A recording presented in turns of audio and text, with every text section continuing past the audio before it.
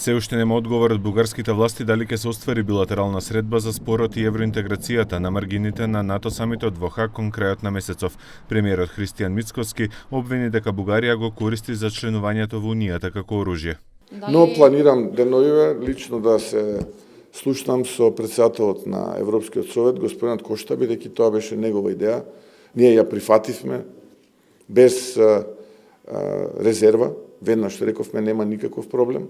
Дали има некаков одговор од другата страна? Од друга страна, претседателот на СДСМ Венко Филипче оцени дека премиерот води авторитарна влада. Тој ова го кажа од Атина во присуство на поранешните премиери Зоран Заев и Алексис Ципрас, говорејќи за придобивките од Преспанскиот договор. Prespa agreement solved multi-decade issue between North Macedonia and Greece and allowed North Macedonia to become a NATO member. Unfortunately, we did not become EU member, although the wish is here, the appetite is still here. We have a right authoritarian government currently in our country, which is not willing to push the country forward.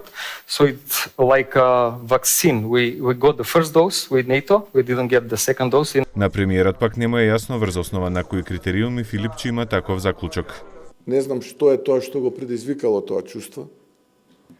Јас па напротив, мислам дека поголема слобода во општеството од оваа една година која што е и во медиумите не постоела. Освен СДСМ претходниот ДУИ обвинија дека власта има антиевропска агенда, го запира процесот на европска интеграција, ставајќи ја Македонија во област под влијание на источни автократии.